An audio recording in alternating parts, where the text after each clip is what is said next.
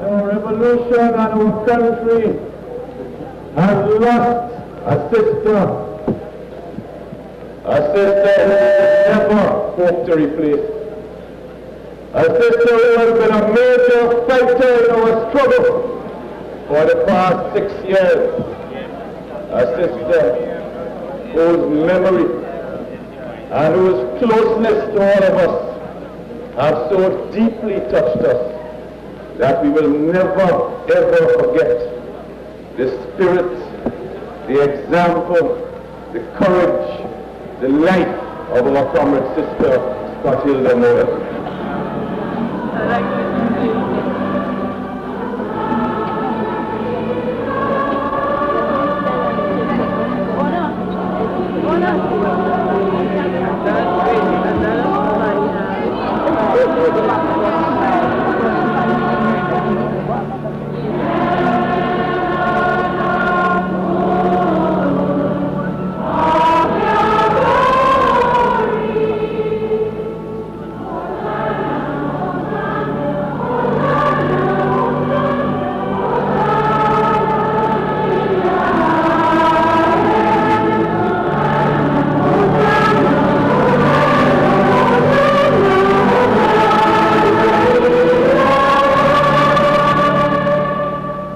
This film is dedicated to the heroic, hard-working and revolutionary brothers and sisters of Free Grenada, Carriacou and Petite Martinique who have lived, who have worked, who have struggled and who have died for freedom, for democracy and for justice in our country.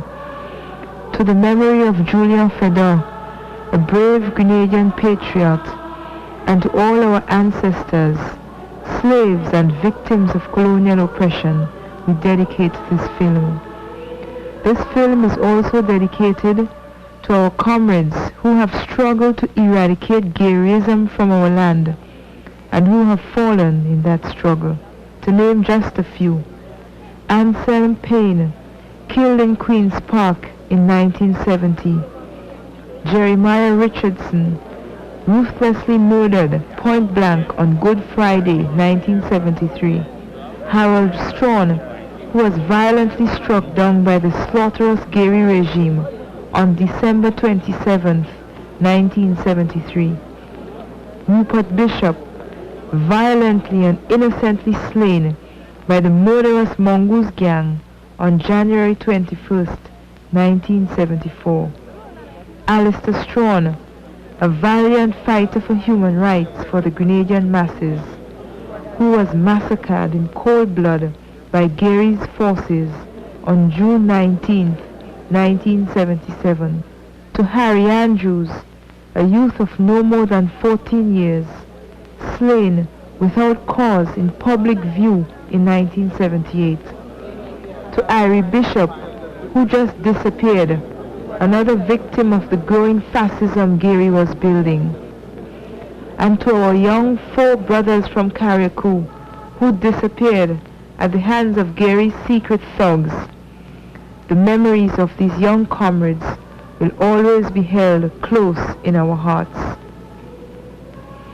To all those who were beaten up, who were jailed, who were harassed, who were forced into exile abroad, to all those who marched from the days of our heroic and historic People's Congress in 1973, and to all those who kept marching right through into Freedom Morning of March 13, 1979.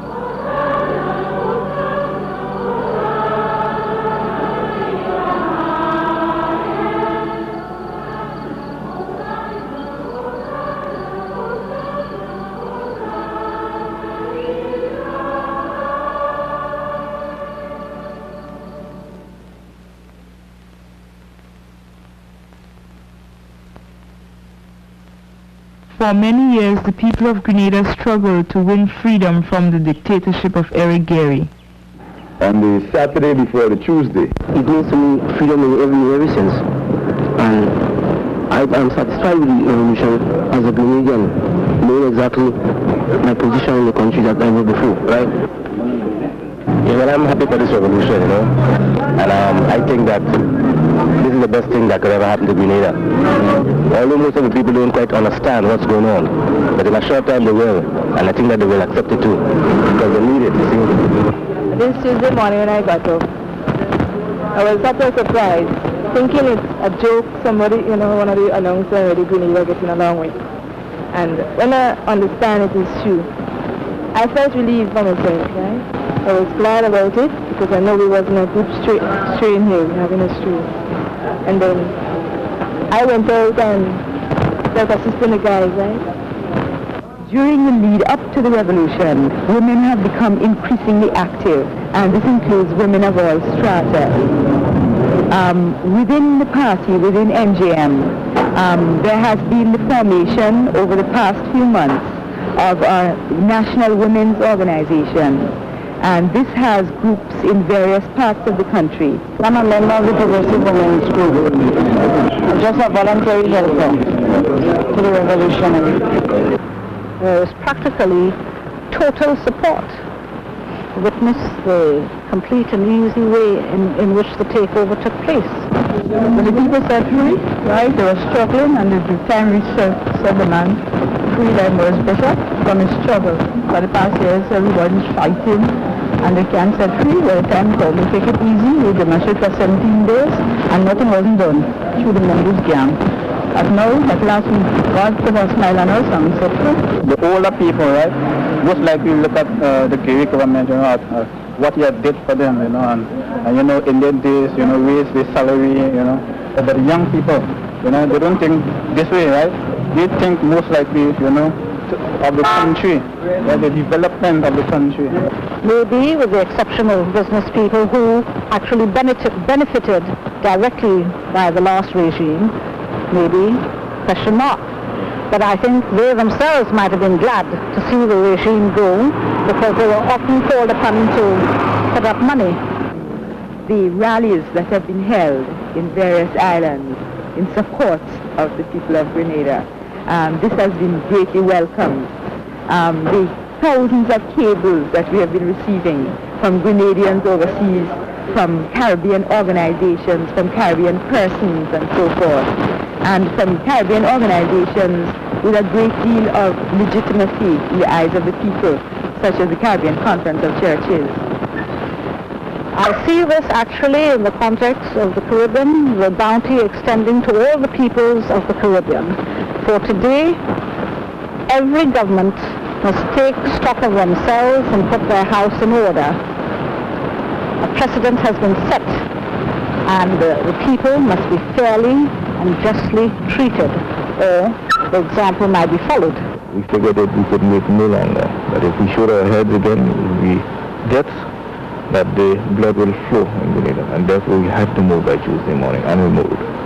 We got absolutely no resistance from the police, nothing to talk about, because here we had a handful of criminal type elements in the police force. The police force as such was frustrated, wanted to be rid of Gary, and therefore just kept quiet and you know, just gave us the fullest cooperation. On 4:15, that was, we captured everybody. Only one man was killed in the operation. One person from Gary's defense was. Nobody sustained a scratch from outside. I think it speaks of being fearful for our lives. Right? I mean, from 73, we were beaten to it in an inch of our lives. Over the years, over 20 people have been murdered by Gary, political murders. And therefore, we have always had a small security force. However, we knew that once we were able to move and destroy his crack force, his Mongoose gang army, that the people themselves, the population as such, would rise, because it was a volcano under thin, under repression. And therefore, once we had broken a vent, that everything would just erupt, and we threw Gary right out. Now, some time ago, maybe about 18 months by now, a Chilean plane had landed in Grenada, as you recall, and 10 crates were unloaded, again marked medical supplies. We had been able to tell the region from that time that the contents were in fact arms and ammunition. And we were able also to say exactly where the crates had been brought to because of our contacts within the prisons. We found files of orders of rifles, arms and ammunition. The other place was placed with Mrs. Webley and Scott Limited of Handsworth, Birmingham, England, for 2 million rounds of ammunition. That means, of course, that 20 bullets for every person, every man, woman and child in Grenada, because we have 100,000 people on the island. It means that after the massacre, Gary would have had to resort even more to armed control of the country. And this preparation for the armed control was, of course, certified here in the order. We had been beaten, we had been arrested on numerous occasions, our families have been killed, and that sort of thing. Now it had become clearer that he had decided the time was right, for whatever reasons, for him to move to physically kill the entire leadership of our party. That was a situation that we could not tolerate. We know of no other Caribbean government where such a threat and such a situation exists. And in that sense, we do see our situation in many respects as being different. Because each people must have a right to determine their own destiny. What I do say, however, is that no Caribbean government need fear from us that we are going to be trying to encourage, any form of subversion. The real subversion is against progressive governments like ours and Chedi Jagans in Guyana, which was overthrown by the CIA in 1965. Demanding that there should be no intervention and promise to give support if necessary, because I'm sure that some attempts will be made, if not direct intervention, that is ruled out because of the whole situation in the world today, perhaps through the use of mercenaries. Only 8 months after we won our struggle, local counter-revolutionary elements, supported by the American CIA, attempted to destroy our revolution. In 3 dawn operations today, persons involved in the plans were detained and large quantities of arms and ammunition were seized. Among the items seized were electronic detonators, Molotov cocktails, large quantities of gelignite, other explosives and weapons. Detailed plans of the proposed actions were also recovered, along with documents indicating the composition of the group, their level of training, and their links with foreign groups. By confession of one of those detained, it was learned that 3 ships were to have arrived at strategic points along the coast of Grenada, with which the local elements were to have made a link in the early hours of this morning. Army installations and the radio station were then to have been attacked, as well as individuals within the leadership of the People's Revolutionary Government. Names of others in the group have since been revealed by those detained, and these are still being rounded up by the security forces. The vigilance of the Grenadian people crushed the attempted plot. March 13 of 79, a most historic freedom time. The people of Grenada rose with dignity, rose up from oppression, rose up from iniquity and shame, from the darkness of desecration, shaking up paralysis of corruption, tyranny, violence and subjugation, to shine out before the Caribbean and strike terror into repressive regime, as people and politicians are now trembling in their hands. Stand up, Grenada! Stand up again, Grenadian! Don't let nobody come in and dictate your course of action. All of them who oppose your revolution.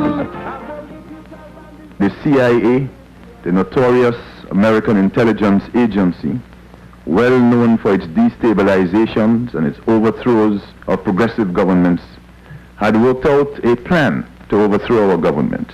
This plan involved the use of propaganda destabilization, of economic and violent destabilization, and also of the assassination of our top leadership. The American government had also given active consideration to the launching of a naval blockade against our country, with the clear intention of isolating and destroying the revolution, setting the stage. Protect what you have, you fought a good fight. Protect what you have.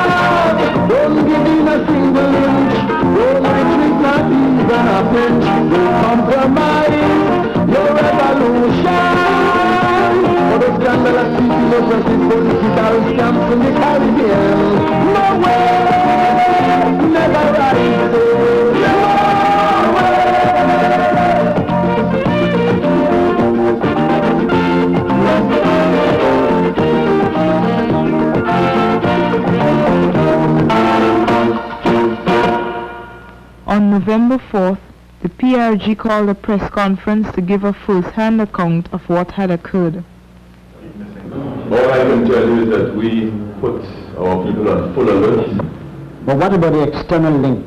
If you remember, dealing with the question of destabilization, for example, we spelled out on one occasion information that had come into our possession, indicating a plan that was supposed to have come from the CIA. We think that there is substantial evidence that would indicate an external involvement.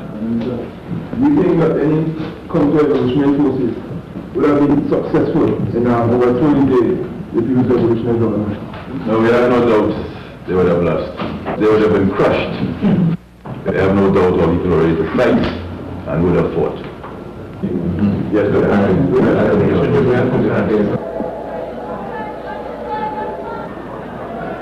On November 5th, Grenadians gathered for a mass rally at Queen's Park, where they were able to view the documents and weapons captured in the attempt to overthrow our government.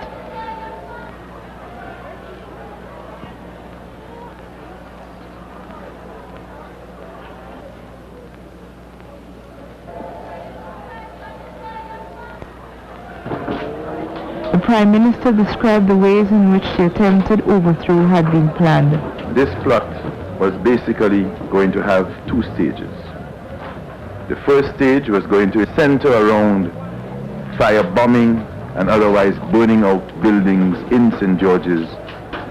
The second stage was going to be the landing of the three boats in the various parts of the island, and from there fanning out to the various targets which these counter-revolutionaries had identified.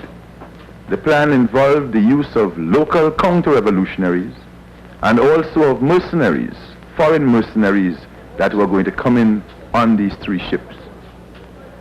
These mercenaries were going to have excess arms which they were going to pass on to the locals whom they hoped to attract and to interest in their murderous plan. Well, the general feeling of the workers is that these counter-revolutionaries, they should be tried and court-martialed. You have the money, so you can do anything to raise said, you know, so real happy too. Quite happy because, you know, we had a president before. I think they're doing good for the time. We're starting. Oh, we could smile now, we could everything. Happy, happy, happy, happy. I'm happy about it. I too am trying the conversation and find out.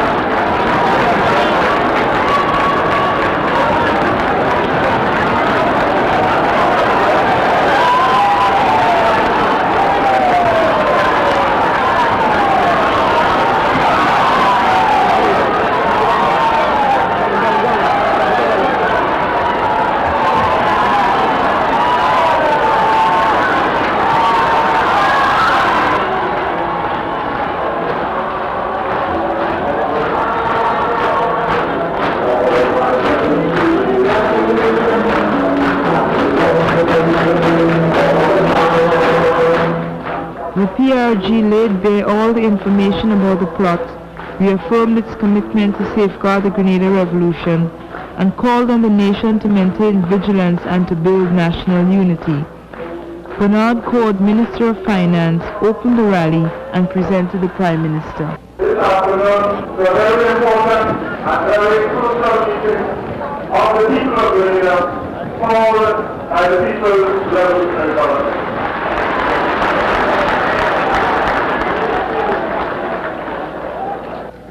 Citizens of Free Grenada, I want on behalf of our government to very warmly welcome all of you here this afternoon.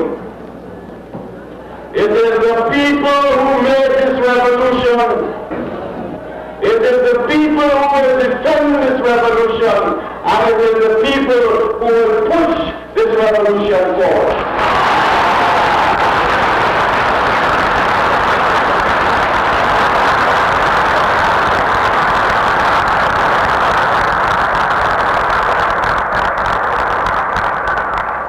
The fact of the matter is, it acts in the interest of the people, and is clearly the friend of the people, and is fighting to bring social and other benefits for the people, then the way in which the people react and relate with that government must be different.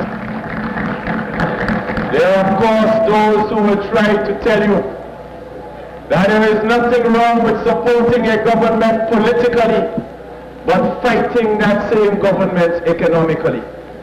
There are those who will spread that line, who will say, yes, I know you have strong support for the government, but when you come out to fight on an economic or industrial issue, that can be separated. Political on the left, economic on the right. That is a very dangerous and very wrong argument, because the economics affects the politics. Because if there are strikes after strikes in the country all of a sudden, if there is massive increase in industrial unrest all of a sudden in the country, if productivity drops off in the country, then all of that will certainly affect what the revolution can do for the people of the country, and therefore will affect the speed at which the revolution can go forward. The political and the economic cannot be separated. They walk hand in hand. To control or destabilize progressive governments, the CIA takes ruthless actions. They incite violence, make false propaganda, and cause labor unrest through their local agents. When you are working in particular in an area that's an essential service, whether on the docks or an electricity company or power station, it is particularly important, sisters and brothers, that you analyze very carefully every call that is made by any individual for strike action. A power plant strike was called to coincide with the attempted plot. This would have shut down electricity over the entire island, adding to the chaos caused by planned fire bombings and the landing of foreign boats. In this way, strike action, though often important for workers, can be used against our revolution. The activities leading up to the strike stem mainly from negotiations and so on we were having with the company. This negotiations has been going on for 2 years now, and up to this stage the contract hasn't been signed.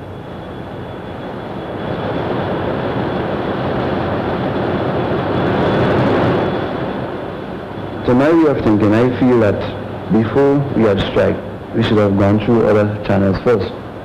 But I'm not a leader of the union. The union, which called that strike, is under the control of right-wing trade union leadership. What happened was the union leader came in the morning and he kept up to date with what the meeting we did before. And from that meeting, he said that the only thing that we got from it was useless to us. And he also said we are free to do whatever we like, we're free. And that mixed with the feelings we had about the contract really sparked off the strike on Friday. And he also gave 3 phone numbers that he could not have been found from at any of these places. So to me, that sounds kind of fishy. Now I'm getting to understand that the people was used. They was used by the CIA people. We know that there are certain trade union people in this country, for example, who have been trained by the CIA. There are people in this country calling themselves trade union leaders, going away on this AIFLD courses. Some of them are responsible for AIFLD work in Grenada. Some of them are responsible for educating our workers in the ways of the CIA. And they feel that they can just continue to practice whatever they want in our country. We are not going to allow that to happen. The CIA had many purposes of use of these trade union agents. On the one hand, of course, they were supposed to build up their trade union organization as a legitimate, with all the appearances of a legitimate trade union organization. But the final purpose of all of these trade union operations was political. That is, the trade union structure was to be developed so that it could serve better political purposes of the CIA. The CIA and other arms of imperialism are using destabilization in Grenada and in the Caribbean even today. In the 1960s, during the Chedi-Jagan government in Guyana, a series of fires was set, accompanied by unexplained strikes and industrial unrests, which later proved to be the work of the CIA. The Grenada International Travel Service and one of the tourist cottages were burned to the ground in a coordinated action on May 6, thus marking the beginning of violent destabilization in our country. The fires threatened tourism, one of our major industries, destroying travel documents and causing adverse publicity abroad about the stability of our country. 5 months later, the American government openly announced a military program geared towards intimidation of progressive governments in the Caribbean. I'm establishing a permanent, full-time Caribbean Joint Task Force headquarters at Key West, Florida. I will assign to this headquarters forces from all the military services responsible for expanded planning and for conducting exercises. This headquarters unit will employ designated forces for action if required. This will substantially improve our capability to monitor and to respond rapidly to any attempted military encroachment in this region. We will expand military maneuvers in the region. We will conduct these exercises regularly from now on. In accordance with existing treaty rights, the United States will, of course, keep our forces in Guantanamo. The United States has a worldwide interest in peace and stability. Accordingly, I have directed the Secretary of Defense to further enhance the capacity of our rapid deployment forces to protect our own interests and to act in response to requests for help from our allies and friends. We must be able to move our ground, sea, and air units to distant areas rapidly and with adequate supplies. These steps reflect my determination to preserve peace, to strengthen our alliances, and to defend the interests of the United States. We believe that this is a reaction to the recent progressive changes and developments within the Latin American and Caribbean region. A wind of change is blowing through the Caribbean, bringing with it a new regional balance of forces as a result of the changes towards progress by the peoples of Nicaragua, Grenada, St. Lucia, and Dominica. A situation that has led the U.S. Secretary of State to define the Eastern Caribbean as being one of the world's 4 trouble spots. It is our view that a new regional balance of forces has serious implications for the profits being made by the multinational corporations and also has implications for geopolitical reasons in the region. And this is what is making reactionary elements in the United States desperate. The international community must take this new threat to the region seriously, because the U.S. government has an established pattern of using gunboat diplomacy, blockades, destabilization tactics, and other Cold War measures against the peoples of Latin America and the Caribbean. It is an attempt to revive the Monroe Doctrine, under which the United States claims the unilateral right to intervene militarily in the domestic affairs of any country in the region. And it is a matter of historical record that such interventions took place, among others, in Dominican Republic, in Haiti, in Guatemala, Colombia, Mexico, Nicaragua, and the very Cuba that today they are expressing so much hostility towards. For our part, we uphold the democratic right of the people of the Caribbean to choose their own government or political system. The Caribbean belongs to the peoples of the Caribbean. We reject the U.S. plan to set up a Caribbean task force, and we call upon the international community to join with us in demanding an immediate withdrawal of this proposal. We join also with our sister Caribbean nations in re-emphasizing our determination to preserve the Caribbean as a zone of peace, free from military intimidation.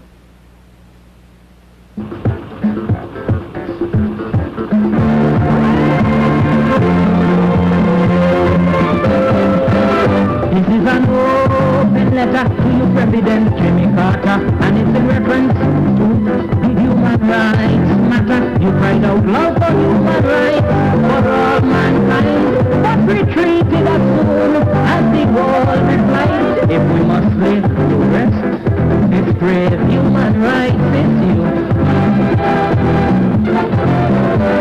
you must face up to what the world has asked of you.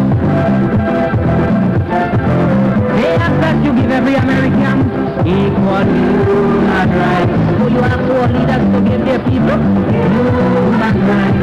I represent America as a human rights ambassador, but before I take such a oath, you have to do your best.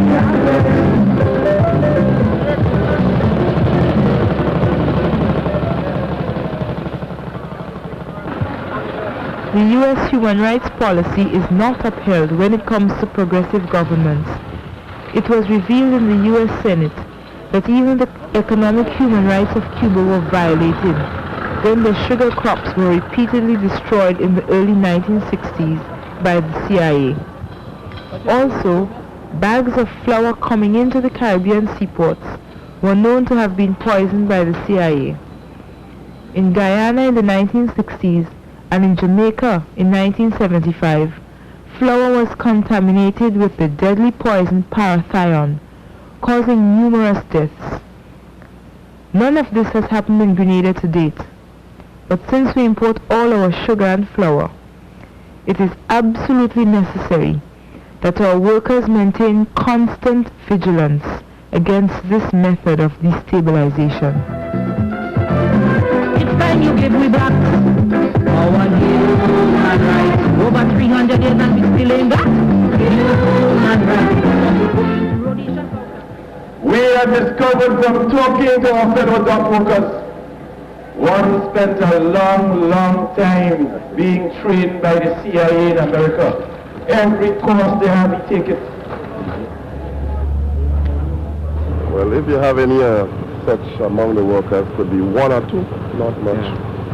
Because 95% of the workers is heavily behind the government, right? So we see this revolution is going to be a success. There's no way. I see there's no way that we could turn back, especially from the dock side. Everybody's fighting hard against the destabilizers who intend to turn it back. Trade union infiltration and sabotage are two methods used against our revolution. Media subversion is another. Bernard Cord addressed this issue. There is one man in the Caribbean who is a shareholder and a director of the Trinidad Express, the Trinidad Sun, the Grenada Torchlight, the Barbados Nation, the Barbados Sunday Sun, Barbados Radio Rediffusion, and the chairman of the board of Brightakana, putting out all that garbage in all the islands, in every radio station and newspaper. One man. So when you think you're hearing a lot of different people talking, is one man you hear talking. And that man wrote an editorial in the Express a few weeks ago in which he openly called for the violent overthrow of the Grenada government. In relation to the Torchlight, we were saying we were even willing to accept malicious and lying and destructive criticism that was not based on facts. the kind of criticism that was taking rubbish and garbage out of overseas newspapers, where they were talking about how we cut down forests and we have missiles aimed at other islands, where they were talking about Russian naval bases in Carriacou. Even that kind of destructive criticism we are willing to put up with, because we felt the revolution was strong enough. But the one thing we can put up with from nobody is when they move to a stage to actively begin to incite violence, to actively begin to make counter-revolution. And that is why, following the Rastas article on the Wednesday Torchlight, we have to move on the Torchlight right away. They're even inviting the Rastas to go out and demonstrate for their rights. Can you imagine that? Torchlight newspaper. And the things that they had portrayed in the Torchlight was just blatant lies, right? Just trying to cause conflict. Certain members of the 12th tribe who didn't know anything about that article, when they read it in the Torchlight and they see what it was leading to, came out and said that they dissociate themselves with this statement being issued in the Torchlight by Rasta Jojo and Nang because they have no right. Because it's 12 tribe and there are only two. So where are the other 10? It's the majority rule and the majority have to take the rule. Yeah, you know about radio station that dread over Chobala them by revolution. It's true, I dread Laksa, not your canker me say. Long live Grenada, dread. Revolution. Long live up here.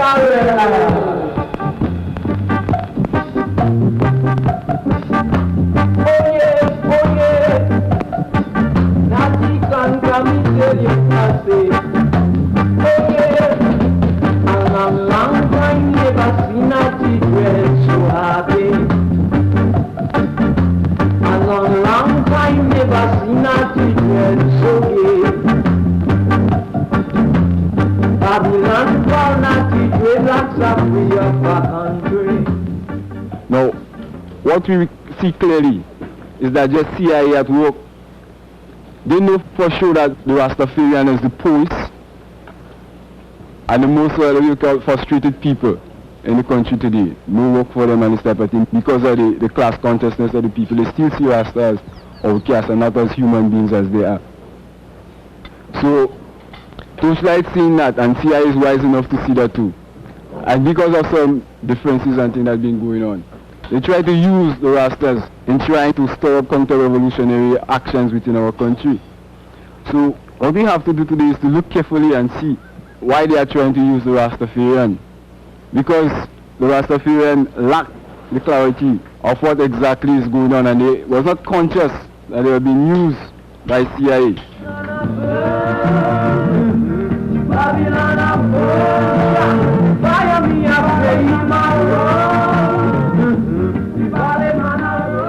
Because I, man, stand firm to the base of the working class.